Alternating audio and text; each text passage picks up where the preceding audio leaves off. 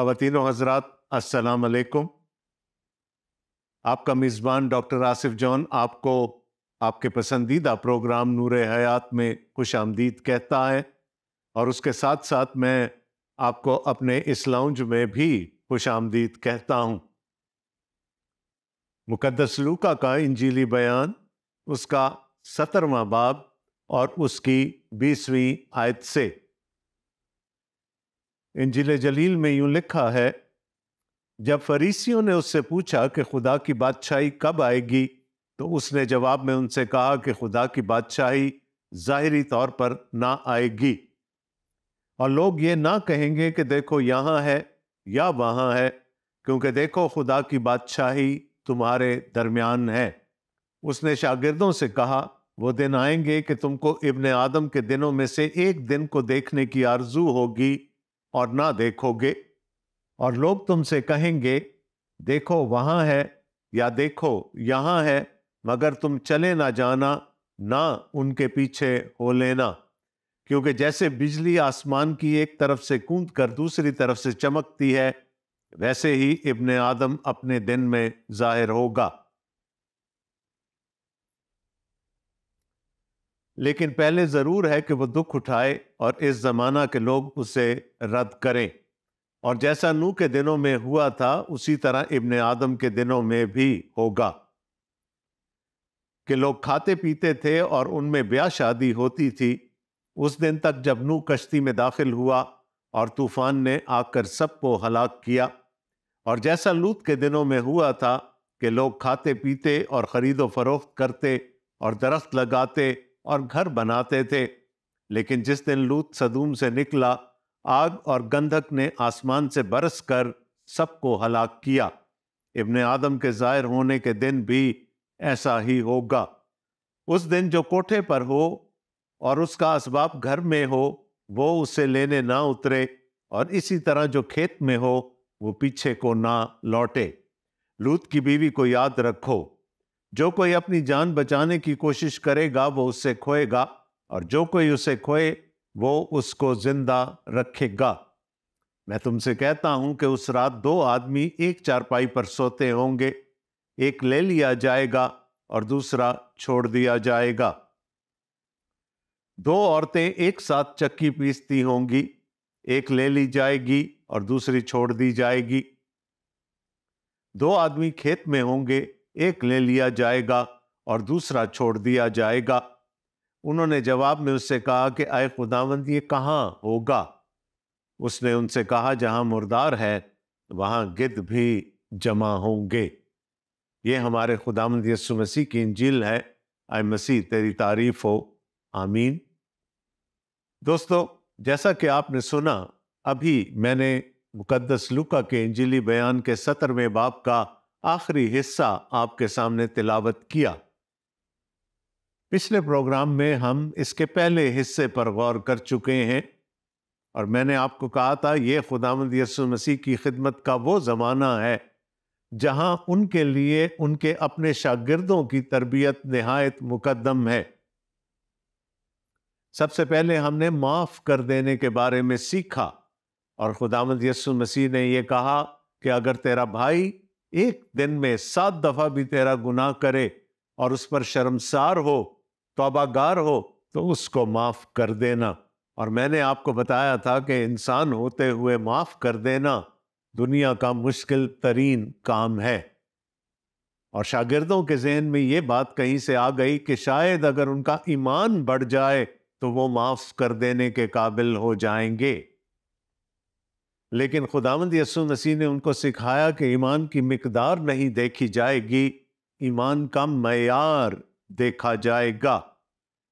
اگر معیاری ایمان ہے، خدا کے بیٹے پر ایمان ہے، تو چاہے وہ رائی کے دانے کے برابر بھی کیوں نہ ہو، لوگ معجزے کر سکیں گے۔ اور اگر ایمان صحیح نہیں ہے تو وہ ہمالیہ جتنا بڑا بھی کیوں نہ ہو جائے، اس کا ہمیں کوئی حاصل وصول نہیں ہوگا۔ اور پھر بیچ میں ایک واقعہ آ گیا۔ یسوع بڑے انہماک سے اپنے شاگردوں کو راستے میں تعلیم دیتے جا رہے تھے کہ اچانک ایک گاؤں کے دروازے پر ان کو 10 کوڑی مل گئے۔ اب وہ کہاں سے آئے تھے، کس حالت میں تھے، یہ ہمیں نہیں بتایا گیا، لیکن انہوں نے خداوند یسوع مسیح کو شہر کے باہر ہی روکنے کی کوشش کی، کیونکہ وہ شہر کے اندر نہ جا سکتے تھے، کیونکہ وہ ناپاک تھے۔ انہوں نے خداوند یسوع مسیح سے درخواست کی کہ اے صاحب ہم پر رحم کر، اور خداوند یسوع مسیح نے کہا جاؤ اپنے تئیں کاہن کو دکھاؤ۔ وہ کاہن ہی تھا جس نے تمہارے کوڑ کی تشخیص کی تھی، وہ کاہن ہی تھا جس نے تمہیں اپنے گھر سے نکل جانے کا اذن دیا تھا، وہ کاہن ہی تھا جس نے تمہیں خدا کے لوگوں کی جماعت میں سے نکالا تھا، اور وہ کاہن ہی تھا جس نے تمہیں شہر بدر کیا تھا۔ اب اسی کے پاس جاؤ، کیونکہ ریکارڈ تو اس کے پاس ہے۔ اس کو کہو کہ کوڑیوں کی لسٹ میں سے، کوڑیوں کی فہرست میں سے تمہارا نام نکال دے، اور جو کچھ موسیٰ نے مقرر کیا تھا، وہ قربانی جو کہ ایک کوڑی کو شفا پا جانے کے بعد دینی ہوتی تھی، وہ سب پورا کرو۔ وہ 10 کے 10 چل پڑے۔ یاد رکھیے گا ابھی شفا نہیں ہوئی تھی، لیکن چونکہ انہوں نے فرمانبرداری کی، یہ ان کا امتحان تھا، جیسے ہی وہ چلنے لگے ان کو شفا ہوتی چلی گئی۔ لیکن ان میں سے ایک واپس لوٹ آیا، اور وہ سامری تھا لوکا کے بیان کے مطابق، اور اس نے آ کر خداوند یسوع مسیح کی شکر گزاری کی۔ خداوند یسوع مسیح نے پوچھا وہ باقی 9 کہاں ہیں؟ کیا انہوں نے اپنے کوڑ سے شفا نہیں پائی؟ اب ظاہر ہے اس 10ویں کے پاس اس سوال کا جواب نہیں تھا، لیکن خداوند یسوع مسیح نے اسے کہا کہ تیری فرما برداری کی وجہ سے اور تیری اس شکر گزاری کی وجہ سے تیری بیماری تیرے جسم سے دور کر دی گئی ہے۔ اور خداوند یسوع مسیح نے 3 نہایت ہی اہم موضوعات پر اپنے شاگردوں کی تربیت کی۔ سب سے پہلے معافی سے متعلق، پھر ایمان سے متعلق، اور پھر شکر گزاری سے متعلق، اور خداوند یسوع مسیح نے ان کو سکھایا کہ چونکہ وہ خدمت کے لیے بلائے گئے ہیں، تو ہر کام کے لیے، ہر خدمت کے لیے ایک جاب ڈسکرپشن ہوتی ہے۔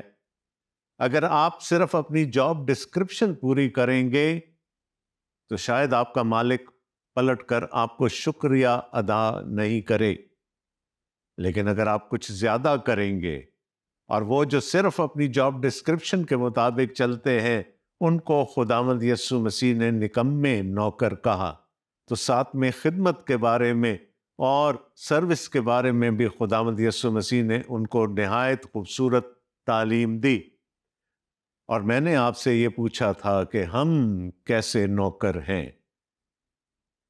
آپ کو اپنے آپ سے یہ سوال کرنا تھا کہ اگر میں خداوند یسوع مسیح کا شاگرد ہوں اور یہ دعویٰ کرتا ہوں کہ میں اس کے پیچھے چلتا ہوں، تو کیا وہ پیچھے مڑ کر میرا شکریہ ادا کرے گا؟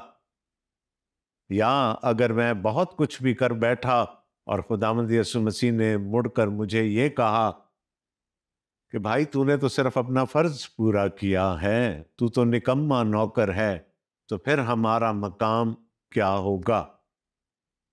آئیے اب اس باب کے اس حصے کی طرف چلتے ہیں جس کو آج ہم نے پڑھا۔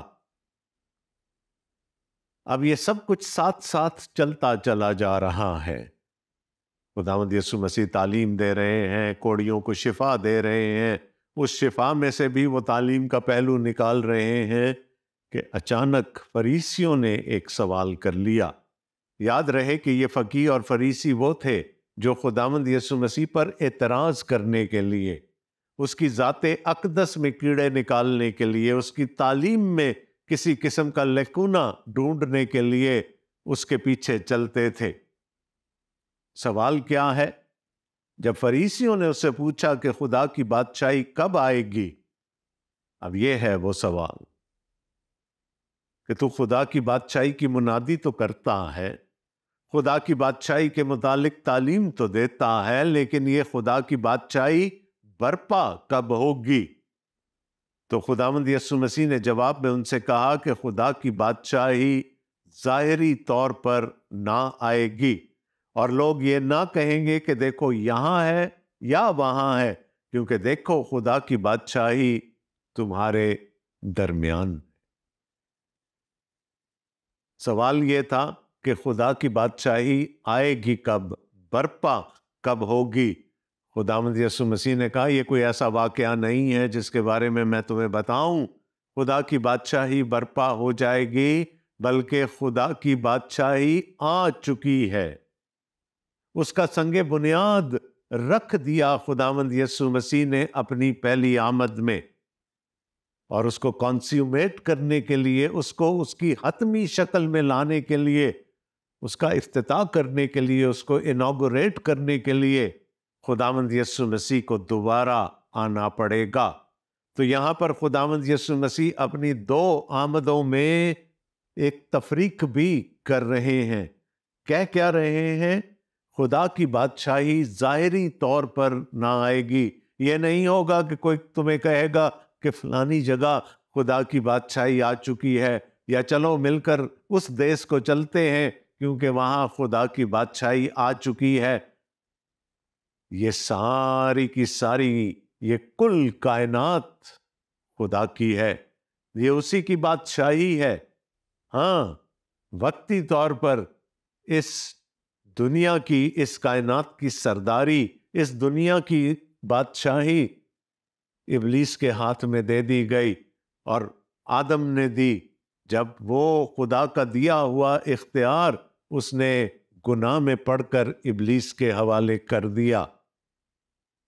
یہ نہیں ہوگا کہ کوئی ایک خاص جگہ ہوگی جہاں پر خدا کی بادشاہی آئے گی۔ جب ہم دعائے ربانی پڑھتے ہیں تو ہم کیا کہتے ہیں؟ جیسے تیری مرضی آسمان پر پوری ہوتی ہے، زمین پر بھی ہو۔ آسمان پر آلریڈی خدا کی مرضی پوری ہوتی ہے، لیکن وہ وقت آئے گا جب زمین پر بھی خدا کی مرضی، خدا کی بادشاہی پوری ہو جائے گی، لیکن اس کو اس کی حتمی شکل میں دیکھنے کے لیے ہمیں انتظار کرنا پڑے گا، ورنہ خدا کی بادشاہی کا سنگ بنیاد رکھ دیا گیا ہے۔ کیونکہ دیکھو خدا کی بادشاہی تمہارے درمیان ہے۔ It will be right here. It will be everywhere. خدا کی بادشاہی آ چکی ہے، اور تم جس شخصیت کو دیکھ رہے ہو وہ بادشاہ ہے، اور صرف بادشاہی نہیں ہے، وہ بادشاہی بھی ہے۔ وہ ظاہری طور پر نہیں آئے گی، لیکن وہ تمہارے درمیان ہے۔ صرف اس کو جاننے کی ضرورت ہے، صرف اس کو قبول کرنے کی ضرورت ہے، صرف بادشاہ کے سامنے جھک جانے کی ضرورت ہے، اور ہم خدا کی بادشاہی کے رکن بن جائیں گے۔ اس نے شاگردوں سے کہا وہ دن آئیں گے۔ اب دیکھیں، پھر خداوند یسوع مسیح اس بات کو گما کر شاگردوں ہی کی طرف لے کر آ رہے ہیں۔ اس نے شاگردوں سے کہا وہ دن آئیں گے کہ تم کو ابن آدم کے دنوں میں سے ایک دن کو دیکھنے کی آرزو ہوگی اور نہ دیکھو گے۔ اب خداوند یسوع مسیح اپنے اس دنیا سے چلے جانے کی بات کر رہے ہیں کہ اس کے بعد تمہیں آرزو ہوگی کہ تم مجھے دوبارہ دیکھ پاؤ، لیکن نہ دیکھو گے۔ اور لوگ تم سے کہیں گے دیکھو وہاں ہے یا دیکھو یہاں ہے۔ مقدس متی کے انجیلی بیان کے 24ویں اور 25ویں ابواب میں ہم اس بات کو نہایت ہی تفصیل کے ساتھ سیکھتے ہیں۔ افواہیں گرم ہوں گی، خداوند یسوع مسیح کی آمد کے بارے میں اندازے لگائے جائیں گے، قیاس لگائے جائیں گے، ذائچے بنائے جائیں گے۔ کہا جائے گا کہ وہ فلانے سن میں، فلانی تاریخ کو، فلاں وقت، فلاں جگہ پر اترے گا۔ لیکن خداوند یسوع مسیح نے کہا کہ تم لوگوں کی باتوں میں نہ آنا، مگر تم چلے نہ جانا، نہ ان کے پیچھے ہو لینا، کیونکہ یہ سب کی سب افواہیں ہوں گی۔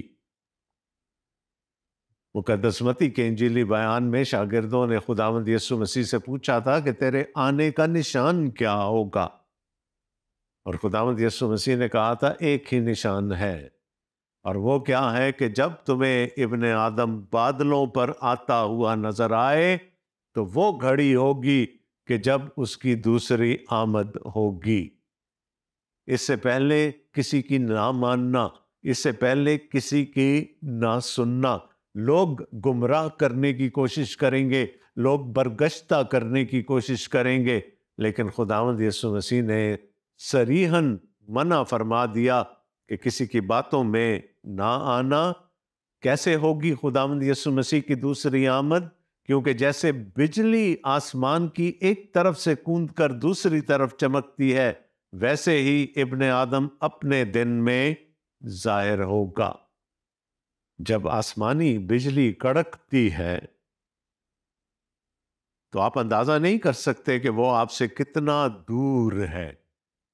वो बादल जो गरजा है वो आपसे कितना दूर है, लेकिन वो बिजली आसमान पर कूदती हुई मीलों दूर दिखाई देती है।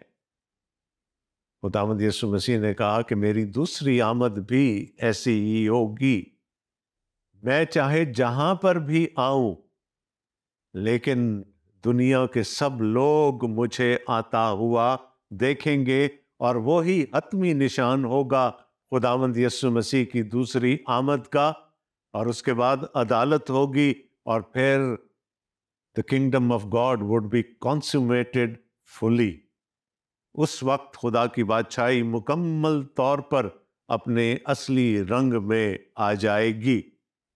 सो खुदावंद यीशु मसीह ने कहा धोखा नहीं खाना, तैयार जरूर रहना लेकिन धोखा नहीं खाना। और फिर खुदावंद यीशु मसीह दोबारा तफरीक कर रहे हैं अपनी पहली आमद और दूसरी आमद में।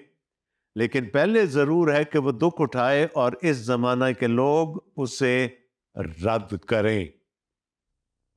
खुदावंद यीशु मसीह ने फरमाया कि ये जो मेरी पहली आमद है, जिसमें मैं संगे बुनियाद रखने आया हूं खुदा की बादशाही का। और आपको याद होगा कि यूहन्ना इस्तिबागी और खुदावंद यीशु मसीह दोनों ने अपनी खिदमत का आगाज एक ही बात से किया था, तौबा करो क्योंकि खुदा की बादशाही नजदीक आ गई है। खुदावंद यीशु मसीह ने कहा मैं हूं खुदा की बादशाही और मैं तुम्हारे दरमियान हूं, लेकिन मेरी इस आमद में बहुत से लोग मुझे यानी खुदा की बादशाही को, खुदा की बादशाही के बादशाह को रद्द कर देंगे। तो खुदावंद यीशु मसीह ने कहा अभी तो मैं बुनियाद रखने आया हूं, लेकिन यह भी जरूरी है कि मैं बहुत सारे लोगों से रद्द किया जाऊं। और फिर हमें खुदावंद यीशु मसीह पुराने अहदनामा से चंद मिसालें देते हैं कि खुदावंद यीशु मसीह की दूसरी आमद कैसी होगी। और पहली मिसाल नूह से है, और जैसा नूह के दिनों में हुआ था उसी तरह इब्ने आदम के दिनों में भी होगा। क्या हो रहा था नूह के दिनों में? लोग खाते पीते थे और उनमें बेयास शादी होती थी, उस दिन तक जब नूह कश्ती में दाखिल हुआ और तूफान ने आकर सबको हलाक किया। हम इस कहानी से बहुत अच्छी तरह से वाकिफ हैं। हम जानते हैं कि क्या हुआ था। खुदा की अदालत का पैगाम, खुदा की जजमेंट का पैगाम नूह को मिला। नूह ने मातम करके, गिरिया करके, रो रो कर लोगों को समझाने की कोशिश की कि तौबा कर लो वरना खुदा की अदालत दरवाजे पर खड़ी है। और लोगों ने उसकी एक नहीं सुनी। वो 40 साल तक कश्ती बनाता रहा और लोग उसको ठट्ठों में उड़ाते रहे, उसका मजाक उड़ाते रहे कि ये बाबा पागल हो गया है, ऐसे कैसे खुदा अदालत करेगा, ऐसे कैसे खुदा इस दुनिया को तबाह कर देगा। और कश्ती बनती चली गई। खुदा छूट दे रहा था, खुदा मौका दे रहा था कि लोग तौबा कर लें, लेकिन लोगों ने नूह की बात नहीं मानी। उस दिन तक جیسے کہ لوکا ہمیں بتاتے ہیں کہ نوح کشتی میں داخل ہوا، اور ہم جانتے ہیں کہ وہ جانوروں کو پیئرز میں، جوڑوں میں لے کر اپنے خاندان کے لوگوں کے ساتھ کشتی میں داخل ہوا۔ اور اگر ہم اس بیان کو پڑھیں تو وہاں لکھا ہے وہ دروازہ باہر سے بند کر دیا گیا۔ اس کو نوح نے بند نہیں کیا تھا، اس کو خدا نے باہر سے سیل کر دیا، اور یوں طوفان آیا اور ساری بنی نوع انسان، سارے جانور، تمام مخلوقات تباہ ہو گئی۔ تو خداوند یسوع مسیح کیا بتانا چاہ رہے ہیں کہ میری دوسری آمد بھی ایسے ہی ہوگی، اچانک ہوگی۔ لوگ کھاتے پیتے ہوں گے، بیاہ شادی کرتے ہوں گے، اور اچانک میری دوسری آمد ہو جائے گی۔ اور جیسے نوح کے کشتی میں چلے جانے کے بعد خدا نے عدالت کی، اسی طرح جب میری دوسری آمد ہوگی تو پھر عدالت برپا ہوگی، اور اس دفعہ عدالت کا اختیار خدا نے بیٹے کو دے رکھا ہے۔ اور اس کے بعد خداوند یسوع مسیح پیدائشی کی کتاب سے ایک اور مثال ان لوگوں کے سامنے رکھتے ہیں، اور جیسا لوط کے دنوں میں ہوا تھا کہ لوگ کھاتے پیتے اور خرید و فروخت کرتے اور درخت لگاتے اور گھر بناتے تھے۔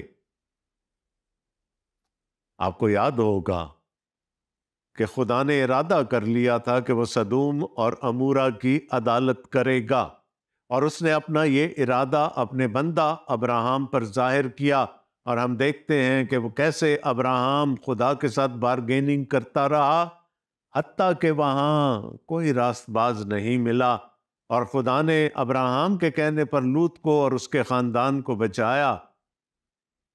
لیکن خدا کی عدالت اس وقت تک شروع نہیں ہوئی جب تک لوط اور اس کا خاندان سدوم اور عمورہ سے باہر نکل نہ آئے۔